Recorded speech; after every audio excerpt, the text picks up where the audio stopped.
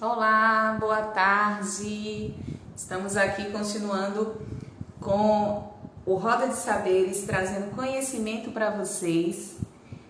Hoje nós vamos falar sobre um assunto que gerou polêmica durante todo esse período que estamos vivendo aí de pandemia e ainda tem muitas dúvidas por vir, tá? Mas até o momento, boa tarde. O professor Pamplona estará aqui conosco trazendo e tirando todas essas dúvidas, trazendo resoluções em alguns momentos e reflexões também sobre a saúde do trabalhador, a saúde no trabalho, certo? Durante esse período de pandemia, nós tivemos vários questionamentos e aí com ele contamos aqui com a sua expertise, com as suas colaborações. Ele já está aqui, a gente vai trazer ele conosco ao vivo. Bem-vindo, Pamplona. Larissa, obrigada por aderir, está aqui conosco. Abraão. Olá, boa Boa tarde. tarde! Boa Bem-vindo, tarde. prazer vê-lo aqui entre o vídeo, mas é de grande alegria tê-lo aqui conosco. Já acompanhamos, meu marido acho que assiste todas as suas lives, eu não consigo assistir todas, mas assisto as gravadas depois. E nós temos grande admiração pelo seu trabalho, professor. Foi professor da minha cunhada também. E nós admiramos, e por isso que trouxemos aqui uma pessoa com sua bagagem, com sua experiência, para estar realmente nos desvendando aí algumas dúvidas nesse mercado de trabalho de tantos colaboradores diante dessa pandemia. Muito obrigada. Ele é professor, músico, juiz, pós-doutor em direito, direito do trabalho, mas a que mais me chamou a atenção é que é professor músico, poeta, parecidíssimo comigo e ainda torce pro Bahia. Aí pronto, aí foi a melhor coisa que nos aconteceu e nos aproximou. Bem-vindo, professor. Muito obrigado, para mim é um prazer. Eu estou meio rouco hoje, né? Essa semana eu não me senti muito bem, mas eu não iria faltar a nossa live. Estou aí à sua disposição para conversar, tirar todas as dúvidas do seu público, dizer a todos e todas da minha satisfação. Eu não nego participar de lives, eu só preciso agendar porque é muita gente, né? Estamos entrando agora o agendamento em É fevereiro. mesmo, viu? Desde. Fevereiro. Acho que a gente conversou em junho, não foi? Que eu entrei em contato com a Foi em Marta. contato em junho. Aí a Marta conseguiu essa data agora em agosto, mas o pessoal que está entrando agora só está conseguindo data em fevereiro do ano que vem. Então, mas é que é difícil. Eu não tenho como atender todo mundo ao mesmo tempo.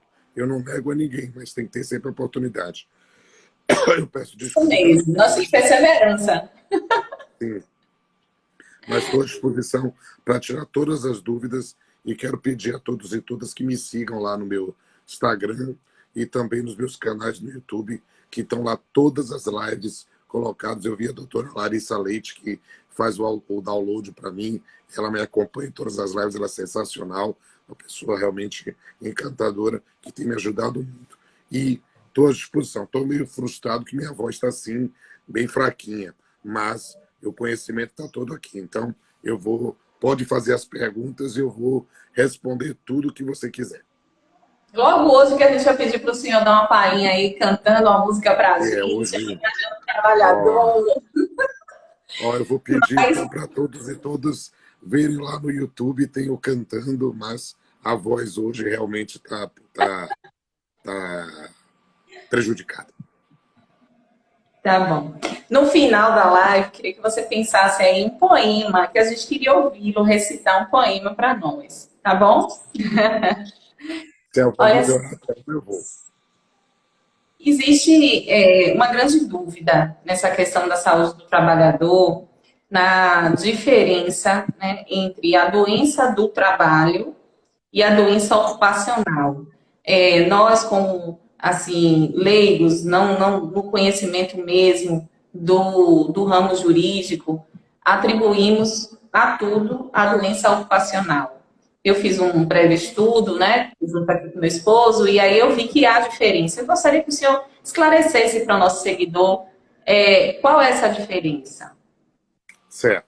Nós precisamos compreender que nós temos um sistema normativo que protege o trabalhador dos efeitos da infortunística, do acidente, dessas situações. Só que há todo um sentido, uma proteção conjunta, mas é preciso entender que são fatos diferentes. Uma coisa é a doença em geral. A doença em geral, né, o indivíduo que está com alguma patologia, alguma doença, ele tem o direito a ser afastado do trabalho. O que é que isso precisa ser atestado por um médico, né, um profissional da medicina, e os primeiros 15 dias são pagos pelo empregador e, a partir disso, pelo INSS.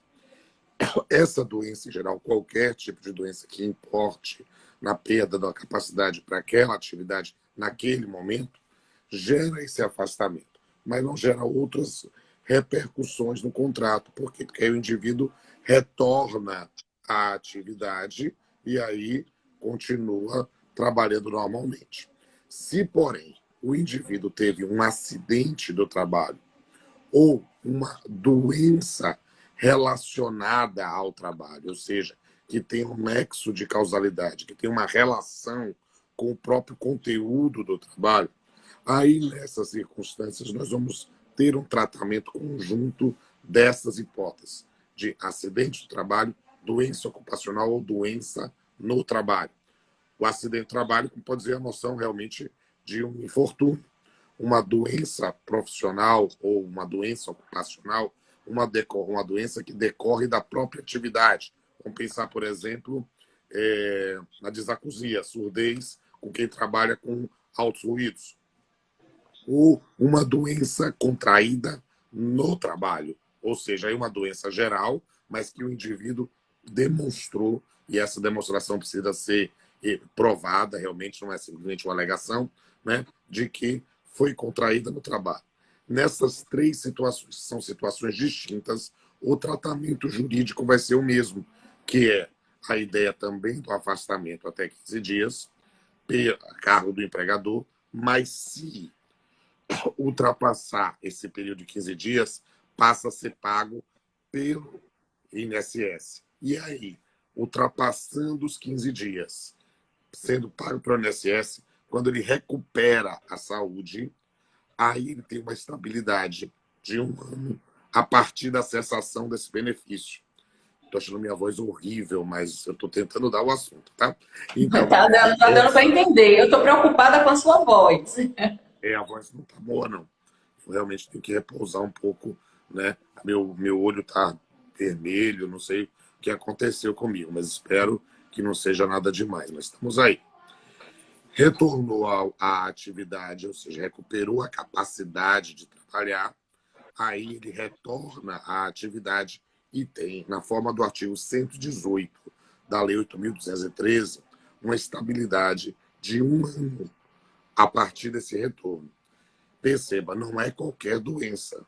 Por qualquer doença, afastado ainda que mais do que 15 dias, você retorna, não tem estabilidade. Só se a doença foi decorrente do trabalho, foi uma doença ocupacional, uma doença contraída no trabalho ou um acidente. Então, assim, vamos tomar como exemplo o professor. No seu caso aí, uma rouquidão, aí depois tem um cisto em cordas vocais. Isso aí poderia ser atribuído à doença do trabalho pelo uso exclusivo da Poderia ser como professor, e eu demonstro que houve esse anexo de causalidade, porque perceba, eu sou professor, uso a voz, né? E nesse ponto uso a voz, dando aula, mas uso a voz, fazendo lives com você, também como juiz, também como cantor. Então, há muitas causas que podem gerar uma rouquidão no professor. Se demonstrado que foi pela atividade, e existem algumas situações que há presunção disso, né? Se demonstrado que foi pela atividade, vai produzir os efeitos que eu mencionei. A doutora Larissa, que eu falei, acabou de dizer boa tarde aqui, essa moça aí, que é Pronto, extremamente... boa tarde, doutora Larissa, enfermeira Sueli. Matheus Cruz, acredito aqui, não é? Muita gente aqui na live. Lúcio, Line, Margarida, Maria Luísa. Gente, tem pessoas aqui que são seguidores, outros são seguidores do professor. Bem-vindos ao Roda de Saberes. Se vocês não são nossos seguidores, nos sigam aí. A gente tem várias lives com vários saberes. Apesar de ser da área de saúde, a gente abrange todos, né? Porque meus pacientes são de todos os saberes. Então a gente tem que saber um pouquinho Muito de cada bem. coisa, E o né? bom de fazer uma live com o pessoal de saúde é que daqui a pouco o pessoal vai me recomendar alguma coisa para garganta.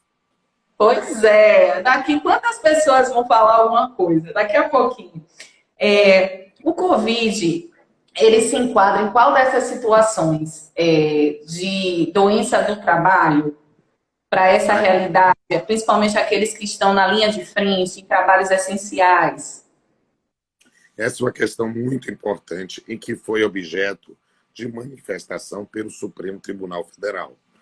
A medida provisória 927 tinha um artigo, o artigo 29, dizendo que o Covid não era acidente do trabalho, não era doença ocupacional. E isso gerou muita polêmica, porque pode ser. E aí o que é que acontece? O Supremo afastou os efeitos desse artigo, essa medida provisória, inclusive, depois caducou. E aí o que acontece? A partir da decisão do Supremo, nós passamos a ter a seguinte situação. Deixa eu mandar aqui um abraço aqui para o meu irmão Pablo Stouze, meu parceiro de livro. Ele é coautor desses livros todos que estão aqui atrás de mim, né? E está prestigiando também, Bem-vindo, professor Pablo. está participando aqui também da live. E aí o que é que acontece? Né? E está vendo também como a minha voz está ruim. Né? O que é que está acontecendo? Nesse ponto, a partir da decisão do Supremo, o que é que nós vamos ter de entender? Que ocorrendo, alguém pega o vírus, pega a Covid-19, pega o coronavírus, como? Não dá para dizer. É uma pandemia. Qualquer um de nós pode estar submetido. Né? Isso é um fato da vida. Entende? Não dá para afirmar necessariamente que foi quando o indivíduo encontrou com alguém no trabalho, ou encontrou na rua, quando atendeu no delivery, quando foi na farmácia, quando só deu uma saidinha de carro. Então, perceba, a priori, todos estamos submetidos a esse risco. Não é algo que se pode afirmar peremptoriamente que ocorre necessariamente pelo trabalho ou não. Então, ele se enquadra, portanto, na doença epidêmica, nesse caso uma doença pandêmica, em que nós vamos ver um desdobramento efetivo em que vai ser necessário justamente o que eu falei, a demonstração do nexo de causalidade. Não é fácil. Imagine um indivíduo que trabalha numa recepção de um hotel, de um flat, na portaria de um edifício. Tem como demonstrar que especificamente ele pegou essa doença porque atendeu alguém ali, ou ele pegou no ônibus, ou ele pegou o transporte coletivo, ou pegou em sua própria casa? Não é algo fácil. Se demonstrado, e aí o ônus da prova é do empregado, se demonstrado que foi efetivamente no trabalho, aí nesse ponto vai ter toda a proteção da doença no trabalho, aquilo que eu expliquei no começo. O que é que a decisão do Supremo Tribunal Federal inovou nesse aspecto? Inovou especificamente ao afirmar que determinadas atividades empresariais podem ter uma presunção, podem ter uma responsabilidade civil objetiva. E aí se enquadram justamente os profissionais da medicina. Esse parece que, sem sombra de dúvida, é o que a maior parte das pessoas admite, o indivíduo que trabalha na frente de combate ao Covid. Então, este indivíduo, médico, auxiliar de enfermagem, enfermeiro, que trabalha literalmente exposto ao Covid, tendo danos em função dessa doença, pode caracterizar não somente a doença ocupacional, ou a doença no trabalho, mas também uma responsabilidade civil objetiva do empregador. que aí pode ser uma noção de reparação de danos patrimoniais e morais, além de todo o As de sistema óbitos, né? de proteção. Agora, preciso entender que não é algo que é estabelecido por lei, é uma construção que vai decorrer realmente de um acompanhamento jurídico, e aí você tem que procurar um profissional da advocacia, um advogado que possa lhe instruir especificamente sobre o que é que você está postulando, o que você vai postular, por quê? Porque nessas circunstâncias o ônus é seu. E aí você vai ter que fazer essa demonstração em juízo. Perceba que, professor, o indivíduo que está na recepção do hospital se enquadra nisso, não dá para afirmar precisamente, porque a função dele não é combater o vírus. Por acaso ele convive no ambiente. Mas aí ele pode, não pode, é uma questão que o tempo vai dizer no caso concreto. Ok. E no caso dos profissionais especificamente de saúde que contraírem, né, o Covid-19, eles precisam preencher uma CAT? É uma Perceba, indagação entre nós, né, dos profissionais. perceba que ao preenchimento de uma CAT, né, uma comunicação de acidente do trabalho, é um documento que é de ampla legitimidade para ser preenchido. E o preenchimento de uma CAT é justamente para receber os benefícios decorrentes do acidente de trabalho. Então, se você já parte da premissa de que é um acidente de trabalho, quem está legitimado deve preencher a CAT, sim. Então, a menos que você não queira a proteção do sistema de acidentes do trabalho, o que é provável. Então, assim, o empregado, já que o ônus é dele, da prova, que deve procurar o setor, né, de saúde do trabalhador da empresa para registrar.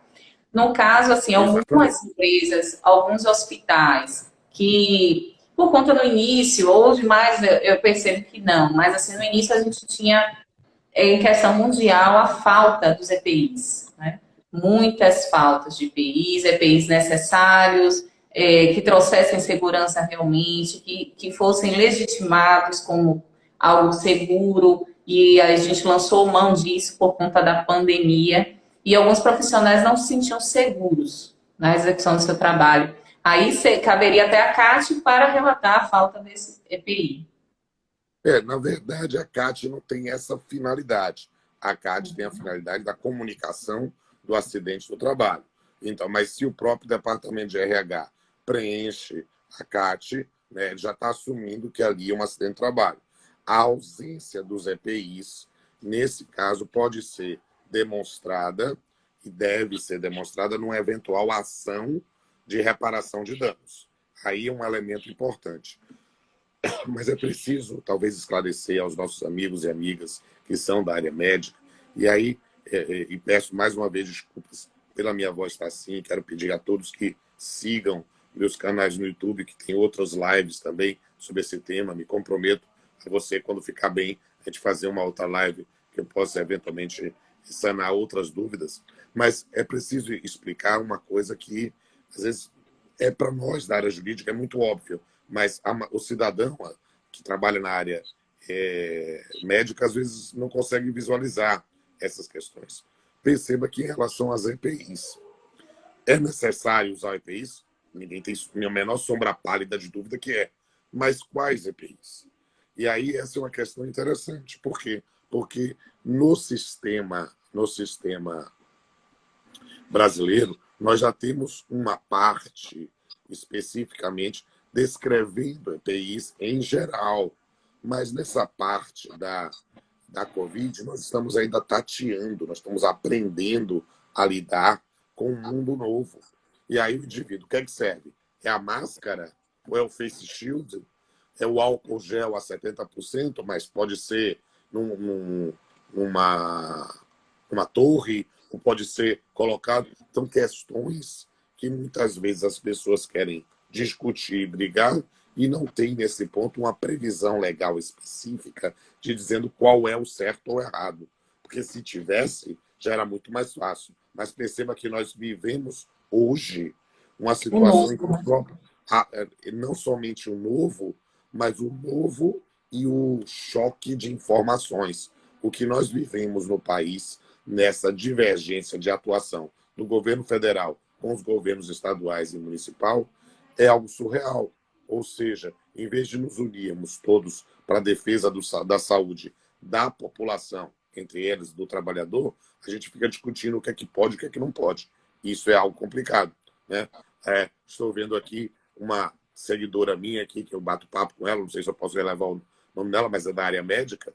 Aí ela dizendo aqui, olha, ela disse assim, olha, Pamplona, eu sou obstetra, mas eu tenho colegas que estão na frente, e aí eles querem receitar cloroquina, e aí o pessoal não receita. Aí eu disse, espera aí, nós estamos vivendo um período tão complicado que a gente acredita nas fake news. Houve alguma vedação de indicação? Um médico que acredite que esse medicamento é adequado, ele está impedido de indicar? Se estiver, há um problema sério aqui e que precisa denunciar. Outra coisa é a discussão sobre você está convicto realmente ou você está sendo coagido a receitar um medicamento que você não acredita. Isso pode gerar uma responsabilidade do profissional do médico. E isso é uma questão importante. Por quê? Porque perceba, a construção científica é construída, é feita, muitas vezes em consensos decorrentes de experimentações. Então, afirmar peremptoriamente que um medicamento é a solução, é o razoável, é uma afirmação muito séria. E isso é algo que decorre e é um império da autoridade científica. A gente precisa ver isso, porque senão daqui a pouco também vou receitar chá, vou receitar passe, vou receitar oração, e aí a gente resolve tudo. A gente precisa pensar que no campo da responsabilidade do médico, ele tem de estar respaldado em autorização científica para fazer uma afirmação. Isso. E ainda mais um detalhe, ele tem que estar respaldado nisso e ele tem de passar ao paciente todas as informações necessárias, porque o paciente não é obrigado a tomar qualquer remédio. É preciso entender isso. A gente precisa compreender que o papel do médico é um papel fundamental, é do esclarecimento do cidadão sobre as suas alternativas em um momento dramático, que é um momento de uma patologia. E aí, nesse ponto, é preciso aqui, ó. Como ela deu palminhas, ela deve ser, foi a Cida aí que escreveu, mandou para mim uma mensagem. Aí eu disse, olha, preciso explicar isso, porque às vezes nós estamos hoje numa época de tantas fake news que a gente acredita em tudo que falam.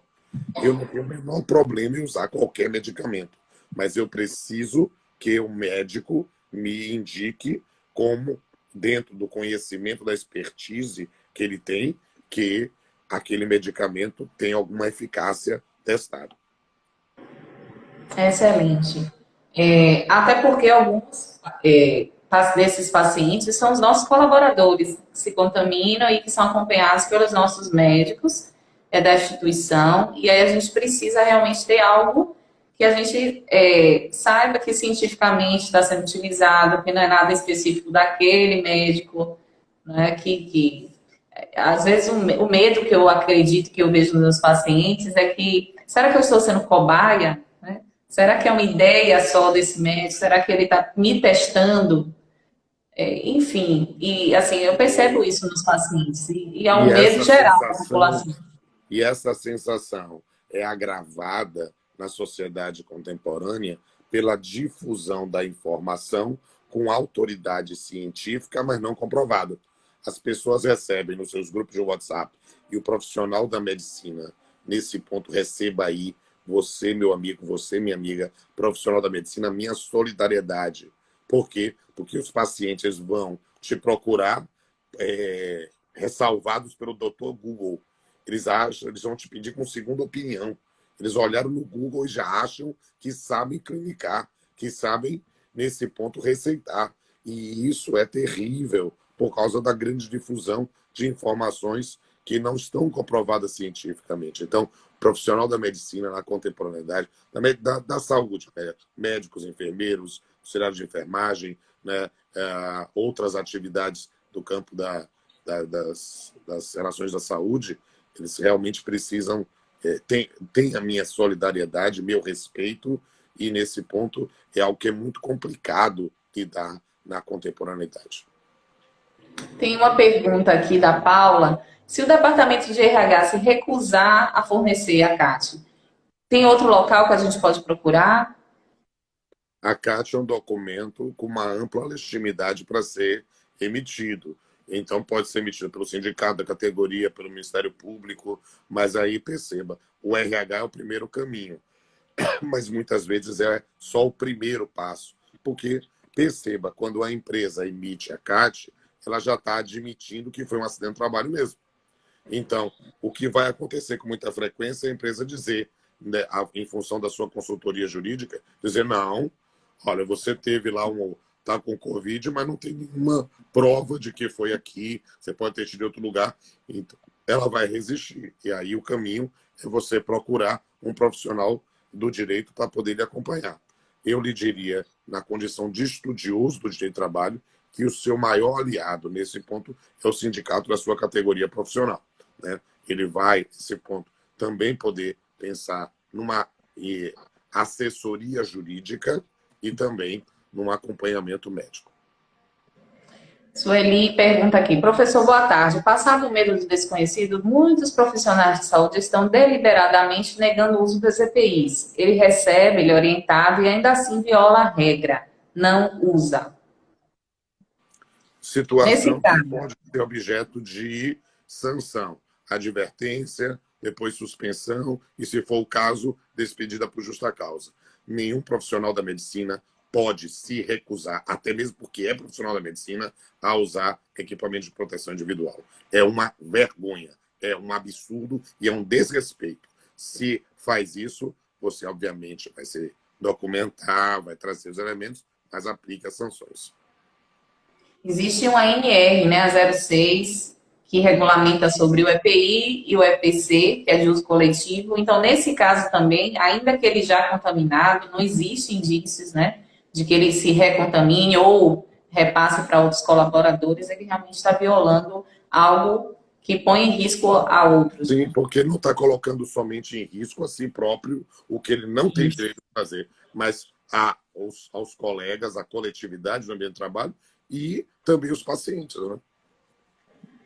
A contaminação do Covid, se fosse levado ao afastamento por mais de 15 dias, caberia instabilidade e a responsabilidade civil? Acho que o senhor Sim. já... São duas questões. Eu já falei isso, mas explico aí. É preciso ver, primeiro, se vai caracterizar ou não como acidente do trabalho. Se caracterizar como acidente do trabalho, vai ter estabilidade. A responsabilidade civil é uma outra questão, mas que normalmente está relacionado também ao acidente. Gestantes, profissionais no grupo de risco, até aqueles que se contaminaram, se afastaram por 14 dias, tiveram redução dos seus adicionais. Para nosso público que estão nos seguindo, quais são os adicionais, geralmente, né, que o profissional ele tem? E, no caso, é legal o corte desses adicionais para esses É, pacientes afastados? Ou essa é uma esses questão. profissionais afastados? Essa é uma questão que eu vou responder. Provavelmente os profissionais da medicina, da área de saúde, não vão gostar da minha resposta, tá? Mas o fato é que adicionais, duas coisas distintas. Adicionais de risco, como adicional de salubridade, por exemplo, eles são devidos pelo risco do trabalho em determinadas atividades. Se for suprimido o risco, há, nesse ponto, a possibilidade de retirada. Agora, na situação do afastamento somente, ou seja, o indivíduo está afastado porque está doente, e nesse caso, pensando nos 14 dias somente, não, aí essa é uma situação de uma interrupção do contrato de trabalho, porque ele recebia antes e, retornando, vai continuar trabalhando no mesmo local, então submetido ao mesmo risco, tendo, portanto, a continuidade da atividade. Aí, a interrupção do contrato de trabalho vai ser com pagamento de todas as verbas. O que gera muita confusão no profissional da saúde é quando há transferência de setor ou quando há, vamos imaginar uma situação como essa. Um profissional da saúde que trabalhava presencialmente, mas em função, por exemplo, é meio complicado falar sobre consultas telepresenciais, mas é algo que está acontecendo com frequência. Então, o indivíduo passa a ficar em home office direto, porque ele está no grupo de risco, por exemplo, continua fazendo algum tipo de atividade, mas tudo em home office, sem se deslocar para o local de trabalho. Aí, se ele não vai ter mais esse risco, porque ele não está indo para o local onde ele trabalhava e recebia, é possível, sim, suprimir os adicionais. Da mesma, a lógica é muito simples, né? É uma lógica semelhante, é uma dúvida mais comum dos trabalhadores em geral, quando me fala sobre auxílio alimentação ou auxílio refeição ou vale transporte. O indivíduo trabalhava tendo que se deslocar para o hospital. Ele pegava o transporte coletivo e ia. De repente, ele passou a trabalhar especificamente em casa, em home office. Ora, se ele não tem mais o deslocamento para casa, suprime-se o vale transporte. Ele recebia o vale refeição. O nome muda em função das normas coletivas, porque não são previsões decorrentes de lei, mas sim normalmente de negociação coletiva. O cara recebia um vale-refeição. O vale-refeição era para o custeio da alimentação dele no trabalho. Ora, se ele não está indo mais para a sede da empresa e sim está trabalhando em sua própria casa, o vale-refeição é suprimido. Aí há uma verba que muitas vezes chamam, varia de norma coletiva, de vale-alimentação ou cesta básica. Essa é devida em função do contrato e não especificamente do local onde ele trabalha. Essa tem que ser continuada paga. Então, é um benefício, né? São benefícios. E aí nós temos que ver nessas circunstâncias qual é a base, a referência para a exigibilidade do benefício. E aí, adaptando para a sua pergunta, um auxílio, um adicional de insalubridade, se o indivíduo está com um contrato suspenso porque ele está com uma doença, ele tem o direito de receber. Diferente. Agora, por quê? Porque aí a presunção é de que ele estava submetido a um risco antes e, ao voltar, continuará submetido. É um adicional pelo risco. Agora, e o adicional muda noturno. de função. Hã? E o adicional noturno. O Para ele adicional não continuar noturno. em home office, tá? Ele está afastado pela questão da contaminação, né? Muita interrupção de contrato, ou as gestantes, ou quem tem hipertensão, que acima de 60 anos, que está em casa, tem diabetes, asma, se afastou da atividade laboral, mas contava mensalmente com aquele adicional noturno. Aí a Essa questão é retirada. muito simples. Aí a gente vai ter que verificar duas situações. Ele está afastado e porque passou a trabalhar em home office, se ele passou a trabalhar em home office, ele não tem mais controle de jornada de trabalho. Então, neste caso, o adicional noturno cai, porque ninguém vai controlar se ele está trabalhando de manhã, de tarde ou de noite, a menos que haja esse controle. E isso vai ser uma briga lá para a Justiça do Trabalho posteriormente. Se, porém, o indivíduo está doente, ele está com a patologia, ou seja, ele está de licença médica. Licença médica gera a interrupção do contrato de trabalho. Então, a lógica é imaginar que, nessa circunstância, se o indivíduo recebia um determinado valor há muito tempo, isso teria incorporado ao contrato de trabalho e ele receberia nesse período da licença médica, da interrupção. Mas se consolida uma lesão, ele se afasta, em geral não vai trabalhar mais, a situação nesse ponto pode ser suprimida. Excelente explicação. O profissional que atua em área dedicada, né, no caso, enfermeiro, fisioterapeuta, médico, para o Covid-19, ele tem direito aos 40% de insalubridade, independente se é unidade de terapia intensiva? É preciso entender que os adicionais de insalubridade, eles variam o seu percentual em função do grau mínimo, médio e máximo de risco, em 10, 20 ou 40%. Aí, o pagamento do adicional de insalubridade depende muito de uma prova pericial, que é feita pelo próprio empregador normalmente, qualquer discussão vai ao Poder Judiciário, né? E você já verifica o local, ou seja, o adicional de salubridade é devido em função de determinadas condições de trabalho. Frio excessivo, calor excessivo, barulho excessivo, trabalho com condições físicas, químicas e biológicas. Atestado essa situação, o indivíduo tem direito a receber. Esse percentual é de 10, 20 ou 40%, na forma da lei sobre o salário mínimo. Há uma grande discussão sobre essa questão, se, por causa da Constituição, que veda a utilização do salário mínimo como indexador, mas a lei não foi mudada. O Supremo tem decisão sobre a matéria, tem súmula vinculante falando sobre a impossibilidade de vinculação ao salário mínimo, mas excepcionou a situação do adicional de salubridade. E aí, nessas circunstâncias, normalmente, e isso é muito comum realmente, a base vai ser decidida em função de uma norma coletiva, de um acordo coletivo, de uma convenção coletiva, o que demonstra a importância dos sindicatos e da negociação coletiva. Eu digo isso com absoluta liberdade. Aqui eu tenho um lugar de fala específico para trazer ideias aqui. A maior parte das pessoas não valoriza a atividade sindical. Acha que o sindicalista é um chato, que só quer falar de política, ou que quer fazer... E, na verdade, ele exerce um papel importantíssimo.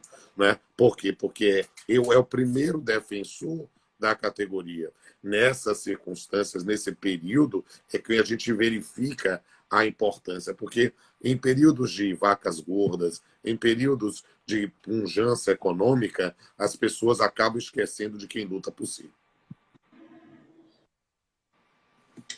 Interessante. Quanto a acidentes ou doenças do trabalho no home office, qualquer acidente deva CAT?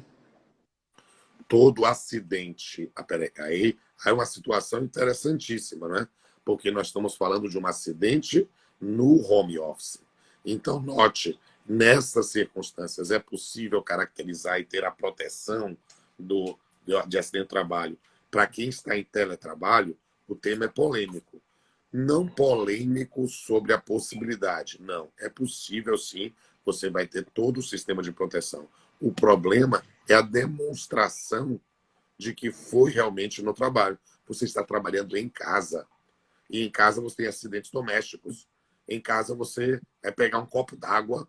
Eu estou precisando de um copo d'água, vou pegar um copo d'água daqui a pouco, né? Até por causa dessa minha voz que está cavernosa. Aí eu vou lá e tropeço e quebro o copo na mão. Isso é um acidente de trabalho. Perceba como demonstra. Não tem testemunhas. Só tem você ou as pessoas de sua família. É muito complicado nesse ponto a demonstração aqui, o bebê Maguinha. Sim. Bora, Bahia. Bora, Bahia.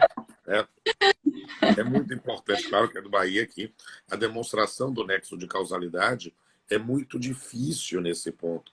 Aí o cara diz, não, é impossível. Não, não é impossível.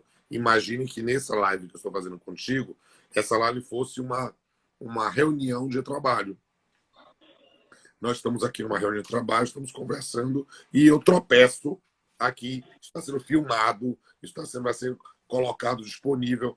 A prova é inequívoca nesse ponto de que eu estou trabalhando e estou tendo um acidente. Aí é mais fácil emitir a CAT, entende?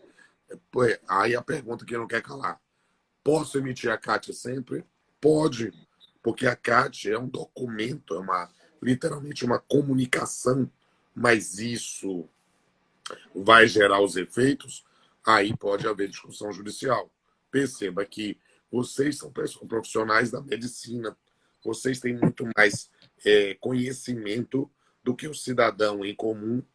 O profissional da saúde tem muito mais conhecimento do que o cidadão comum das possibilidades da emissão da CAT. E, inclusive, tem muito mais afinidade, muito mais intimidade com isso do que o cidadão em geral. Mas perceba, o fato de você emitir e não o empregador pode gerar, normalmente gera, algum tipo de discussão judicial se houve o nexo de causalidade ou não. Quando é o próprio empregador que emite, por isso aquela recomendação de ir sempre ao RH, a situação fica bem mais fácil, né? Acidente doméstico, preparando a refeição, queimaduras, acidente de trabalho home office. Não, né? Pelo que ele falou aí. Não, né? Perceba, Só você se está no você seu é uma pessoa intervalo. que está exercendo uma aula, né? Sobre alguma comida. Você está sendo professora do curso de gastronomia e está fazendo uma refeição e está sendo transmitida, opa, facílimo de provar. Você está trabalhando em casa, mas produzindo as quentinhas que vão ser vendidas no delivery. E isso tem um monitoramento do seu empregador. Opa, tá fácil. Estou dando situações fáceis de provar. Na maior parte das hipóteses, não, né? Professor, ó, Diga. muito obrigada. Eu tô com dó da sua voz. Eu estou Obrigada, sofrendo, assim, mas como você me eu deu uma sou. deixa de que... Hã? Eu estou sofrendo na dor aqui, Tá mas eu. sofrendo. Eu, assim, eu tô mais admirada ainda. Desculpa, assim, eu vou encerrar antes do tempo por conta da sua prevenção mesmo, tá? Da sua Tá. voz. Eu não poderia, na área de saúde, forçar mais. Quero agradecer a todos que tiraram um tempinho em plena sexta-feira à tarde, que eu sei que alguns estão voltando dos seus trabalhos, outros estão se ajustando para o final de semana, mesmo em suas casas, seus home offices, em suas folgas, pararam um pouquinho para estar aprendendo e se deliciando mais ainda do conhecimento do Senhor. Agradecer pela contribuição nesse período de pandemia, onde se apresentou, gente, assim, eu acredito, para ter uma palestra do professor Pamplona, para adquirir um livro, né? Quantas pessoas imaginaram ou não tiveram condições, às vezes, de ir financeiras ou de tempo, e o Covid nos trouxe nessa pandemia aí as suas ideias, os seus conhecimentos, independente se é da área jurídica ou não, as pessoas se apaixonarem pela parte jurídica, verem o lado também, né, do juiz, de como é difícil algumas decisões, de sua fala, onde você se coloca agradecido e também em relação à área de saúde, de como é difícil. Então, mestre, realmente, nós estamos muito agradecidos. Como você me deu a deixa de uma outra live por conta dessa de hoje, eu Eu, realmente fiquei encantada com tudo que eu estou te vendo fazer em multifaces, que eu amo gerir, assim, gestão de pessoas, pessoas me encanta. E eu fico aqui, quando você fala, me perguntando, quem é o Pamplona, né? Sim, eu gostaria de uma live onde não só o saber técnico viesse, mas que a gente pudesse conhecer um pouquinho da pessoa do professor Pamplona. E vamos pensar em uma outra live, nem que seja depois de fevereiro. Quem é o eu, Pamplona pós-pandemia, né? Isso vai ser muito legal, tá eu, certo? eu me Muito obrigada. comprometo a você, agradeço, inclusive, pelo cuidado aqui com minha voz, que realmente a garganta está doendo. Eu vou dar uma saidinha aqui para pegar uma Benalete, uma pastilha, alguma coisa assim. Eu vou E beber aí mais no água, Zap a gente vai conversar, vou te dar tá algumas dicas certo? de que já aconteceu comigo, É, também como eu, professora a gente não, a se gente se ajuda. desdobra aí, mas eu não podia falhar contigo. Quero mandar um abraço aí para o Abraão, seu esposo, né? E Abraão, tá É, aqui, exato, eu já identifiquei ele. Manda um abraço para ele, né? E eu não ia furar com vocês, mas realmente eu vim aqui na garra mesmo. É coisa de torcedor do Bahia. O torcedor do Bahia isso, vai de luta vai sempre. até Eu o me fim. comprometo a E, você, porque quando essa voz estiver melhor, eu volto e faço de uma palhinha, canto, recito poesia, vai ótimo. ser um prazer. Quero agradecer a sua compreensão, dizer a todos e todas que sigam aí a Roda de Saberes, né? Que eu vi o perfil no Instagram, é bem legalzinho, tem um monte de indicações, sigam lá, vai ser bem interessante vocês conhecerem, né? E quem eventualmente está me conhecendo pela Roda dos Saberes, me siga também no Instagram, R. Siga Pamplona lá o Filho, e professor, tem o no Papo canal com do YouTube. Pamplona, muito legal lá no YouTube, os canais do professor Pamplona, de excelentes conteúdos, não só da área jurídica, né, vários saberes aí também, Tem como 2 aqui no Roda blogs de só de Saberes. poesia, para quem quiser. Vamos viver um pouco nesse período, né? O que nos diferencia dos irracionais é a sensibilidade, é a arte. A gente precisa compreender, porque é o nosso caminho para compreender um novo mundo. Nós estamos vivendo, as pessoas estão anestesiando a sua capacidade de se indignar, estão anestesiando a sua capacidade de ser sensíveis com os outros, e a gente tem que lutar por isso. E a arte, a poesia, a música ajuda muitas vezes esse combate, a esse duro combate de não deixar anestesiar a nossa capacidade de ser gente. Gente, quem nos segue no Roda de Saberes sabe que dia de sexta nós fazemos aqui, professor, o Roda com Riso. Todo final de noite, 21h30, com os terapeutas do riso. Hoje, em especial, estarei de plantão. Não poderemos realizar hoje, mas amanhã nós estaremos com os terapeutas aqui. A gente vai divulgar no Roda o horário certinho. E aí vamos rir sim no final de semana, mas não na sexta, no sábado. Muito obrigada, professor. E você que está aí, que não segue o Roda de Saberes, siga a gente e se divirta um pouco nesse momento de pandemia. Grande beijo, muito obrigada. Daniel Galvão, meu coaching, muito obrigada pela sua presença. Tchau, gente. Até a Até a próxima. Tchau, próxima. professor. E eu vou assistir amanhã, se Deus quiser. Assista sim. Obrigada. Tchau.